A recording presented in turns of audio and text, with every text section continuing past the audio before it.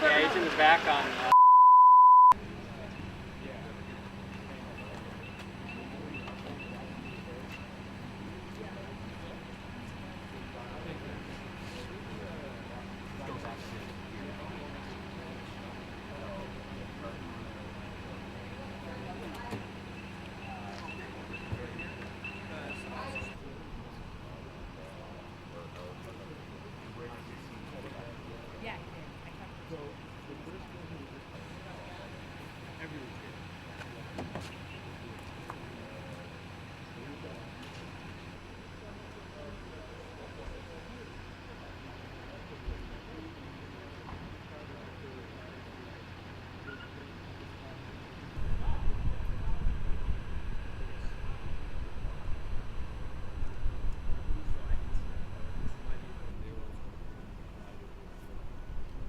He's at the...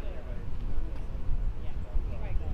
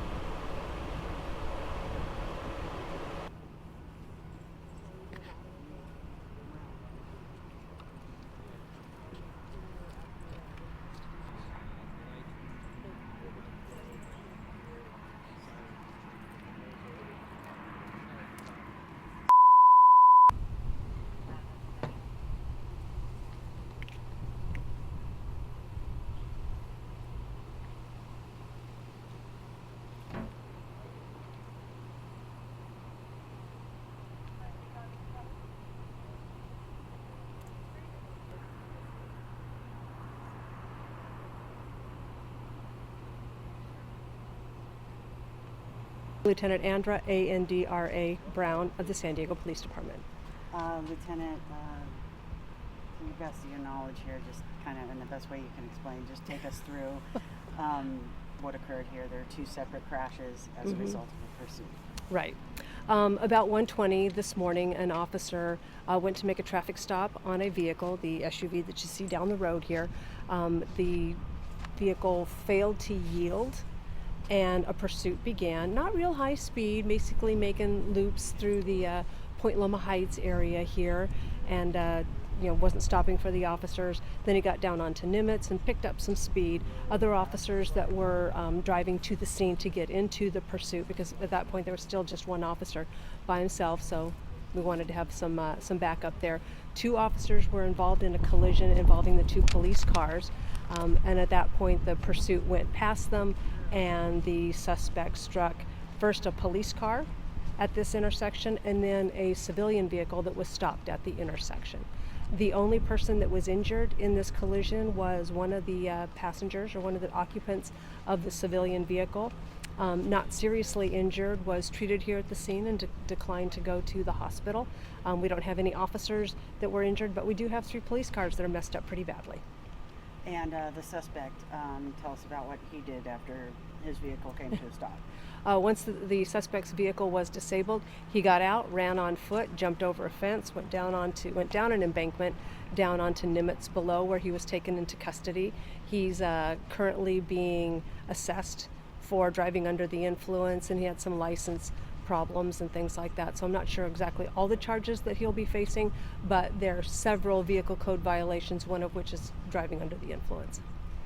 And just to clarify, because all of this information does go to our next shift, and with Torque here, it's going to go to different stations. So the best way you can describe how the suspect was going one way and then turned around, and that's kind of created the first crash. Well, the suspect had been driving around kind of in circles here in the area through several side streets. He actually got down onto Nimitz and was going, we'll say, northbound on Nimitz, crossed over a center island down there, and was coming back southbound on Nimitz, where he took the Catalina exit. Some officers were here on Voltaire trying to get down to Catalina, to get down to Nimitz, to get into the pursuit, when he actually took the Catalina exit and came back at them on Voltaire. So now you had them in opposing directions of travel. The one officer was pursuing by himself. The officers that were trying to get to the pursuit to assist and provide cover needed to make a U-turn to actually get back into a position to pursue him. At that point, that's when two of the police cars collided, and that's the first collision scene. The vehicle then traveled eastbound here on Voltaire, where it struck another police car and then into the civilian vehicle. Excellent, that made sense. Okay. I understood that. Yeah. Okay.